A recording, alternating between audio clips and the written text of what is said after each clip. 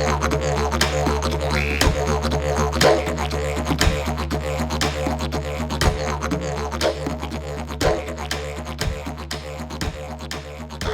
everybody, welcome to Season 5 of Educator Yarns. My name is Jess Staines. I'm the Director of the Koori curriculum, which is an Aboriginal early childhood consultancy that's based on Dark and Young Country on the New South Wales Central Coast.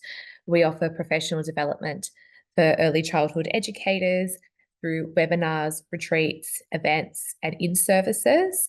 This time round on Season 5 of Educator Yarns, I'll be joined by Bec Burch, who's the founder of Kindy's Australia, which is a program that supports educators in enriching opportunities for play and learning in nature for children. Bec has an extensive background in early childhood education. She leads Kindy's Australia, where they take children into nature spaces in all weather, and it gives them the opportunity to play and learn. Bec has experience that spans over many years regarding training and mentoring in nature play, and she's worked in Nature Play Queensland, TAFE New South Wales, and as well previously Cottonwood Learning. So welcome everyone to Season 5 of Educator Yarns, where we'll be mainly focusing on the intersection of nature play and Aboriginal culture and giving advice and hopefully some pearls of wisdom for early childhood educators who are wanting to delve deeper into Aboriginal programs and explore opportunities for rich and meaningful nature play experiences. Before we get into the episode today, I'd like to acknowledge the traditional owners of the land on which we are gathered on and pay my respects to elders both past and present, as well as acknowledging any Aboriginal or Torres Strait Islander educators who are tuning in. Hi everyone, it's Jess and Bec here, and we are back for another episode of Educator Yarns.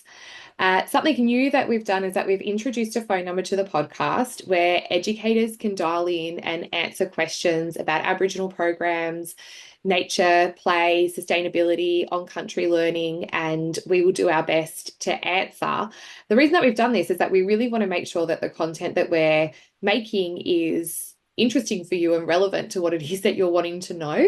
And so having your voices and us being able to direct that a bit is something that we're keen to do. So this is our first episode where we'll be playing you one of the questions that have come in and doing our best to answer it. So should we jump in back and give it a go? We'll play the recording. Yeah, absolutely. Let's hear it. Oh, hi, this is Miss Kate calling from Little Saints at Callabudra. I'm the ECT, and we run a forest fall program every Friday over at Shooters Park, Callabudra. I suppose my question is just the most appropriate and correct way to reach out to the local community, local Indigenous community, to support us, to visit us, to guide us over at Shooters Park and also at our site on Sullivan's Road at Callabudra. Yeah, thank you so much. Bye. So I know this is a site you're familiar with, right?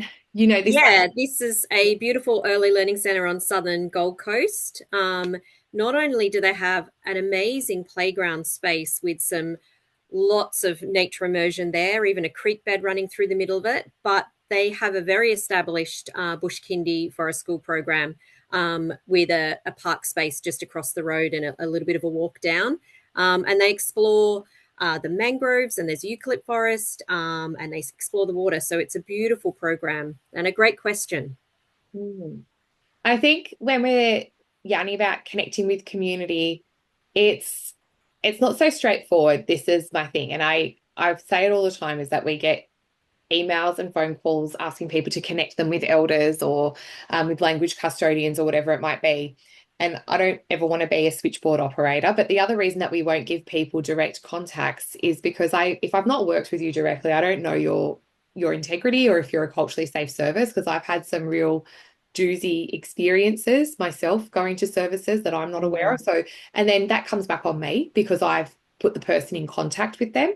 But I think it's really about understanding the process.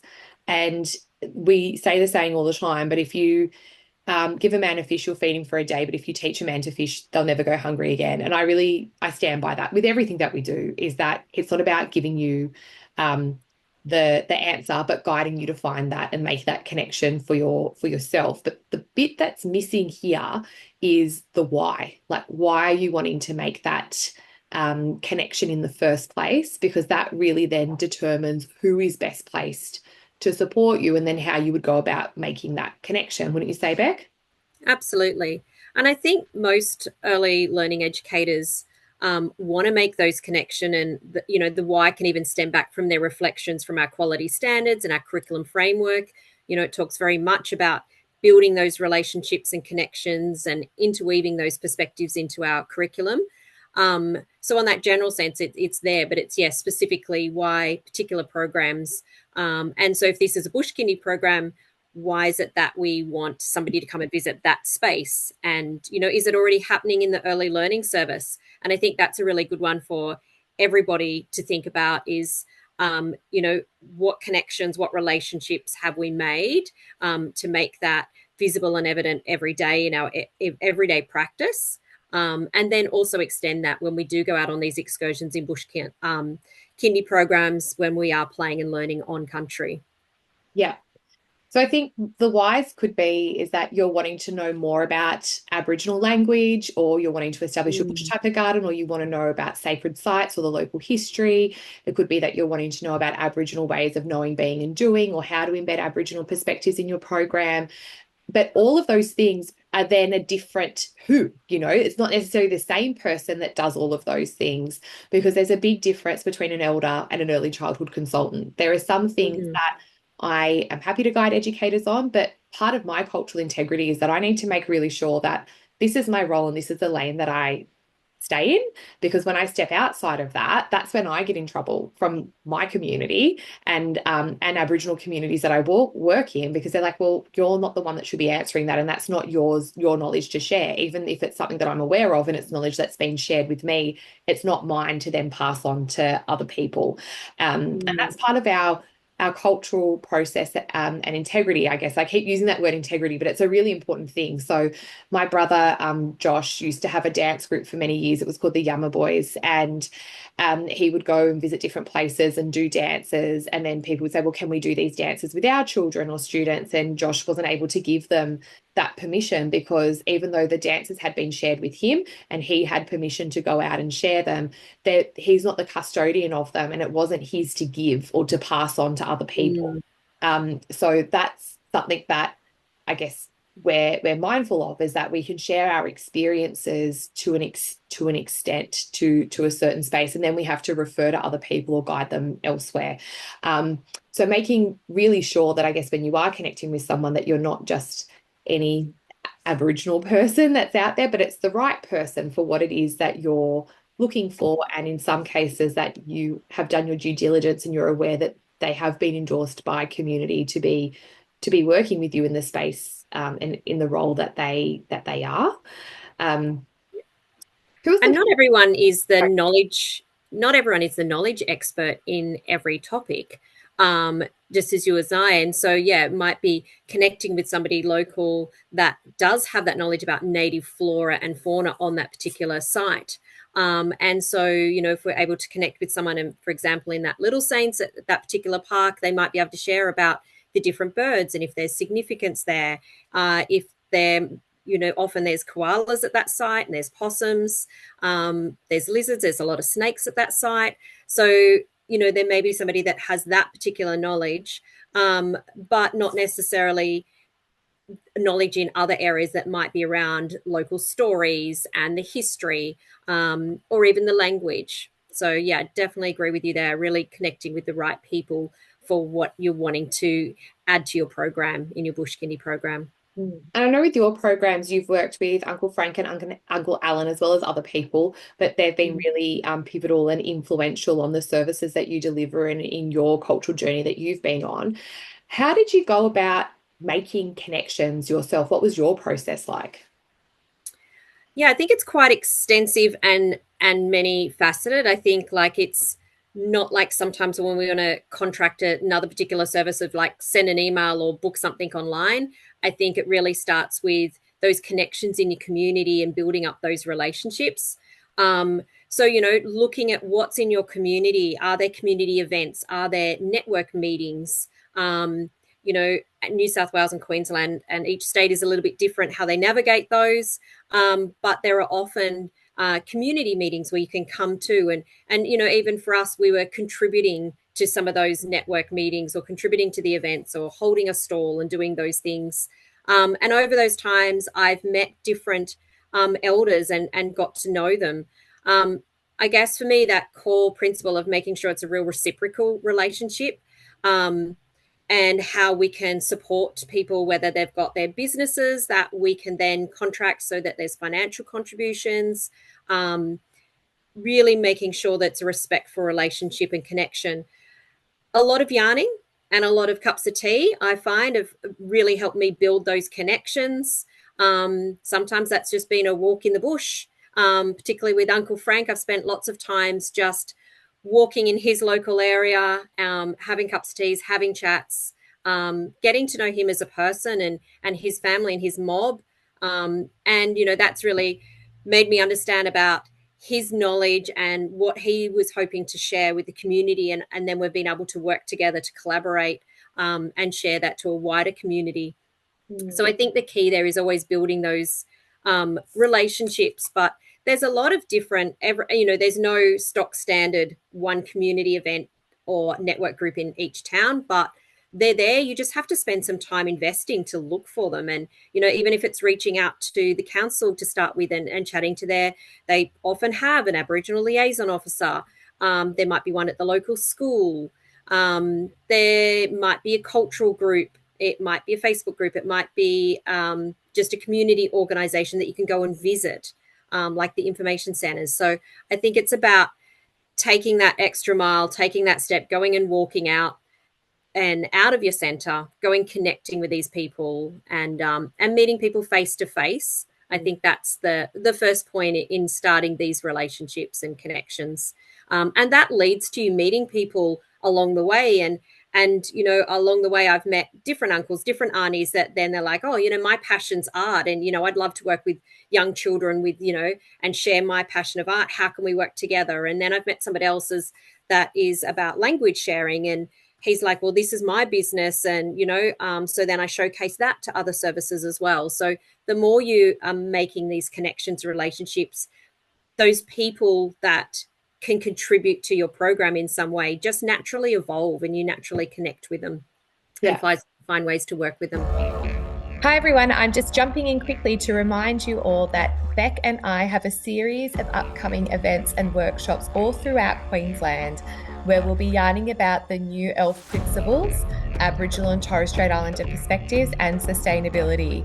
We'll be in Toowoomba, Cairns, the Gold Coast, Brisbane, Mackay, Townsville, you name it, we'll be there, and we hope to see you all there. All right, take care, everyone. Enjoy the episode. Yeah, I agree. And those tips for starting out, like local council, liaison officers at the school, I think they're like my stock standards as well.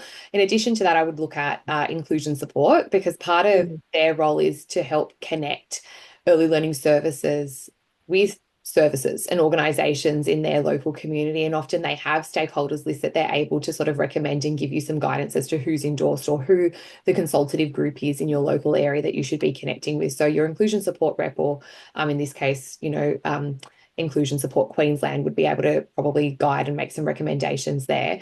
Then there's also like state reconciliation groups, like Reconciliation Australia Queensland is great. But I think every state and territory has a specific reconciliation advisory group that you could connect with, as well as RAP networking groups within your local community. So you'll be able to see that if you're registered for a RAP on Narragansett, what other services in your area have a reconciliation action plan, and if there is a local networking group that's available for you to join and to go and share some community connections and so forth. But I honestly feel that relationships are built best in person. So using Reconciliation Week and NAIDOC Week as a start, going onto the websites and working out what events are happening in your local area and getting out and connecting, but doing what you've said, like we did this years ago. We used to go to Yarbin in the city when I lived in Sydney, and I would go annually with my family. And then when I started the Koori curriculum, I put a call out and said, who would like to come to Yarbin? We'll meet at this place at this time. Anyone's welcome, and I will take you around, because there were a lot of educators who were like, are we welcome as non-Indigenous people to come to an Aboriginal event? I was like, you absolutely are. It's a safe space for you to be. You're more than welcome. So we went round and we looked at different organisations. We listened in the speaking tent. We watched performances. So we did that for a couple of years, and then we all began to volunteer to run the Jarjum's tent at the festival as well. And these educators all took time and rostered to go and to give back, to show reciprocity. Some of them wore their work uniforms to identify themselves, and others didn't. They were just there. Now, I've got some of those same educators back in their local areas. So I know like Penrith NAIDOC Week, which is often at Jamison Park, one of those services sets up a stall with children's activities every year. And they also bring out documentation of their RAP to show what it is that they do at their service. So not expecting community to come to you, Yes. community, and you make yourself present. And what you've said as well is that you've gotten involved. You've run the barbecue, like you've made the cups of tea, and you've offered to be one of the people that have driven and picked people up, to elders to pick them up, to transport them, to make sure that they can attend. So those are all ways that, often these events are looking for volunteers to get involved. Yeah, absolutely. And another really side one is, and it might be a little off center, is just even your local markets in your local town. Like, I've met some amazing people that, and one was sharing her passion of art. And because I took the time to have those conversations with her, it led to other things. Another one was selling these beautiful traditional games that she made with stones, a little bit like tic-tac-toe or noughts and crosses, but a traditional version. And again, so yeah, sometimes some of those markets, you can really make some beautiful connections with people and learn about what's in your local community. And I think that's important too. Sometimes when we might have lived somewhere, grown up somewhere, and then where we travel to work, our workplace might even be in a different suburb or town to where we live.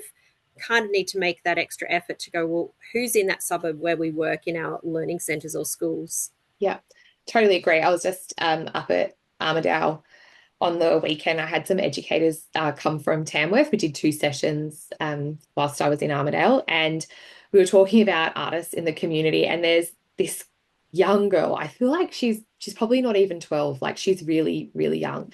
But she regularly sets up on Peel Street, Tamworth, in the markets. Her name's Hayla.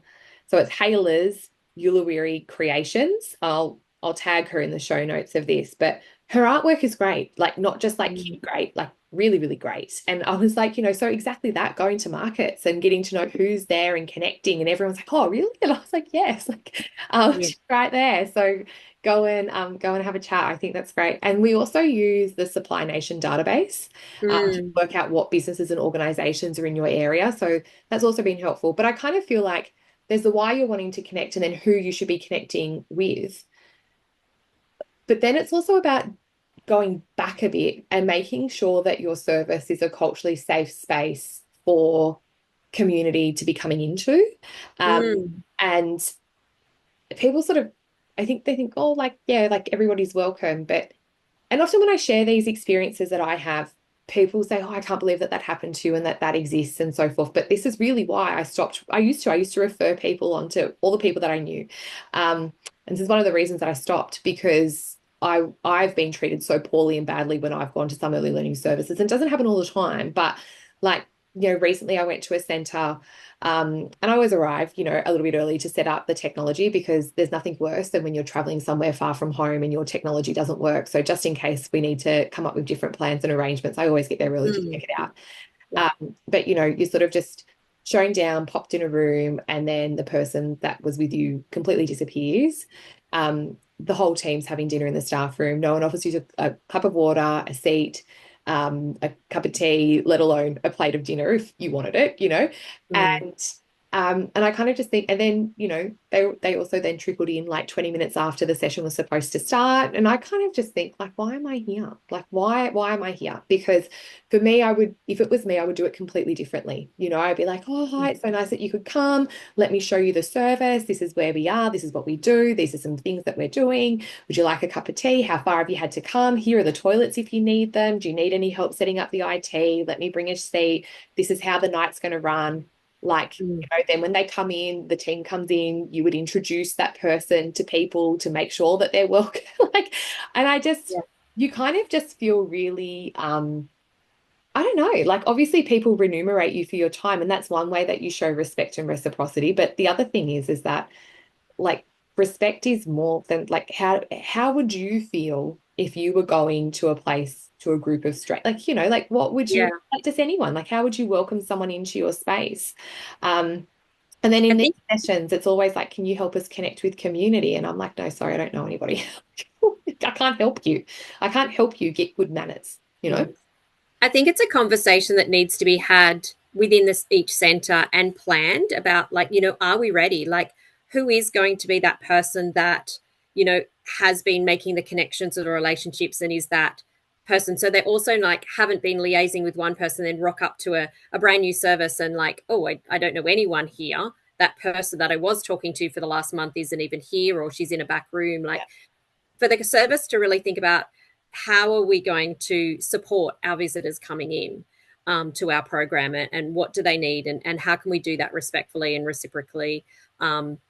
And I think that needs a conversation and planning so that it is fair and it is positive, and putting yourself in the shoes of a stranger walking into your service. What's that going to feel like? What do we want it to feel like? What do we want it to look and sound like? Yeah. And I think, look, like those instances that I've had, they're rare. They don't happen, it's not like every week or anything like that, but they would probably happen half a dozen times a year. Often enough that I know that these things can happen and that they do happen.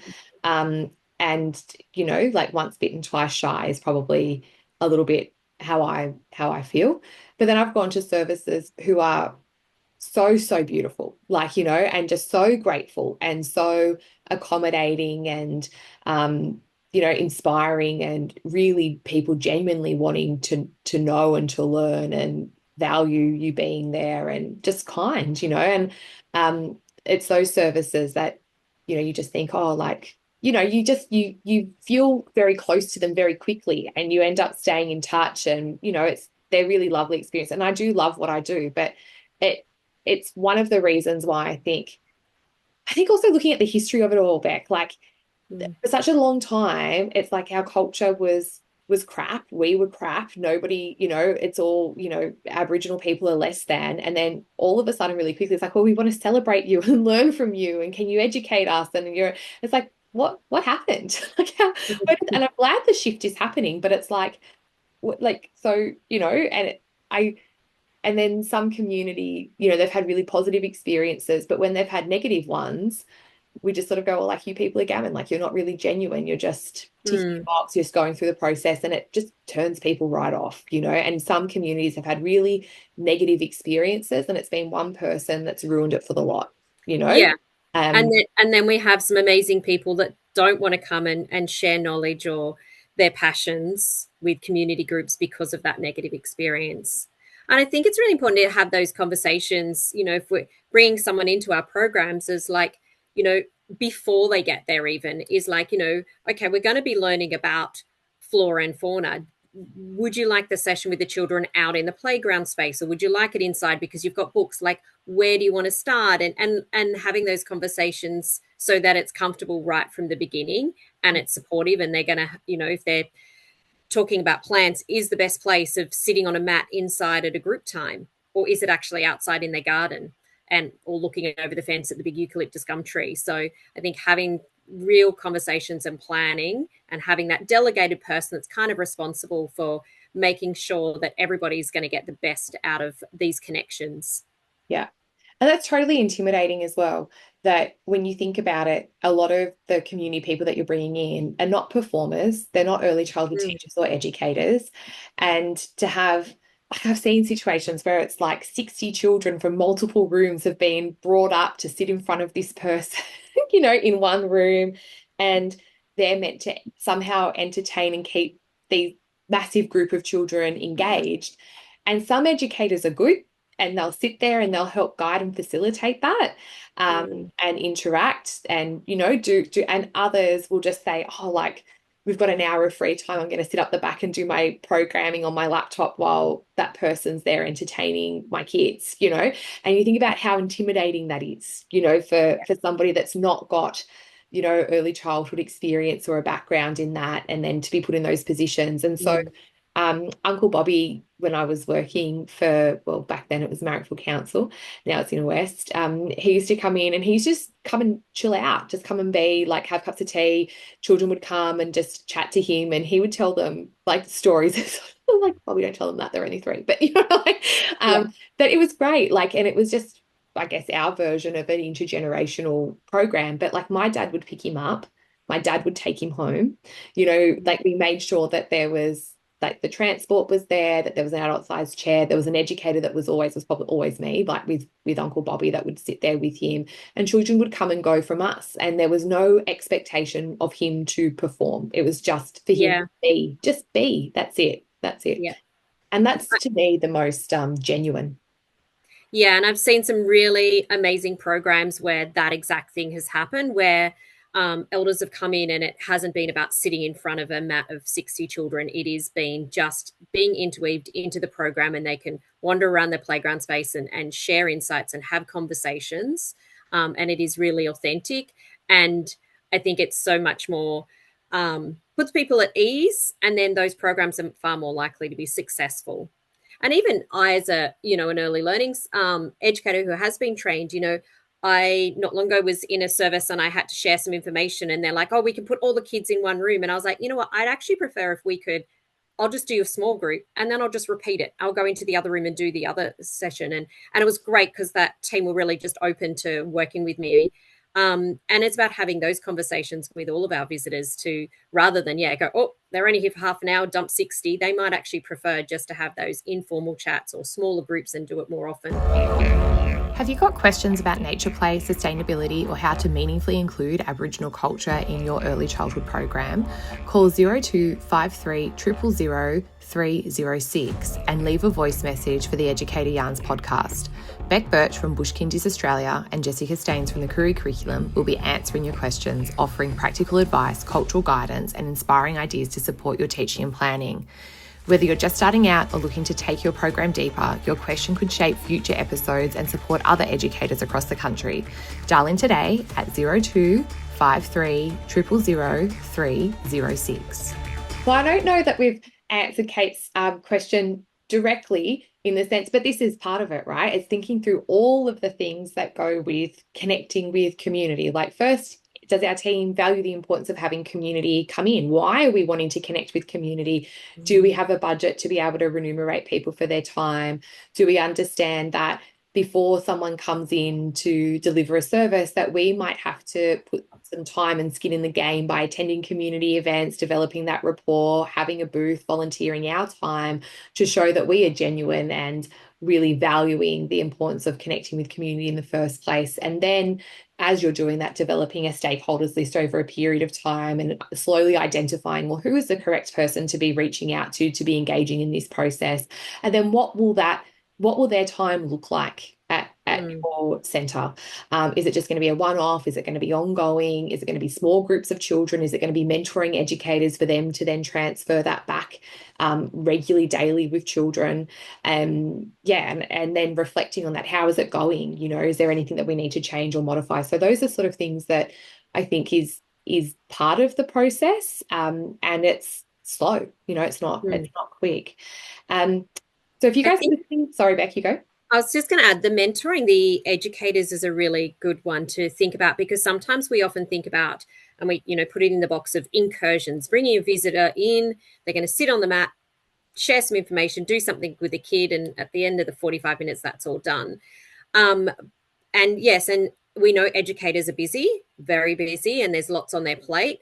But I really encourage everybody to take the time to actually like sit and engage and involve yourself, because as educators, we get to learn so much in those sessions. And I mean, that's how my collaboration with Uncle Frank in particular has evolved, because along the way we were getting him in to share his, knowledge with children, and realized as educators, we could learn so much that we could continue those conversations and those little insights and that knowledge for the rest of the day and the rest of the week or the month and the year. There's so much as we can learn. So, try and kind of go, oh, I won't spend this half an hour to go off and clean or do my programming. Sit and engage and learn, because it's an amazing opportunity for professional development for ourselves. I think the only other thing that I thought to mention would be that sometimes it's about how you're amplifying the voices and perspectives of community when they are not there. So whether that's, purchasing and procuring books that share their perspective, that are written by them about the local area that you have with you, that you're taking with you out on country if you need to, or if you have artwork that they've done that's back in the service that's reflecting country and the stories of country, and you're revisiting those experiences back within your indoor program.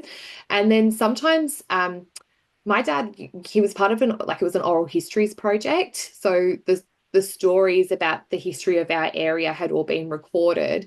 And I've seen, not with that particular example, but I know Evans Head Preschool have done this up north. And I know a consultancy, Sally Lawrence and Black Cockatoo Consultancy have done this as well. They've used QR codes and they've put them throughout their site, so that when you're out on country, that you can scan those, and the voices or the song or the knowledge of that particular plant when you get to certain sections can be shared with you. So even advocating that council gets involved with that and potentially does those things, or if someone can't come with you ongoing with permission, can you record that and capture that some way and use technology as a way of signposting the area so that you can access those stories daily, and that person might not be able to be there daily, but that would be one way, I think, as well, that you could bring that community perspective in without physically having that person there. Yeah. If you're listening to the episode and you found it helpful and you're thinking that you also might have a question that we could answer, we have a phone number, which is 025300. Oh no, hang on, let me do it again. The phone number is 0253000306. And you can call, leave us a voicemail, tell us who you are, where you're coming from, and what you would like us to answer on our next episode of the podcast. Thanks for joining me, Bec. See you next time. See you then. Thanks for listening to today's podcast. To find out more information about the Koori curriculum and how we can best support you in your early learning service, visit www.kooricurriculum.com.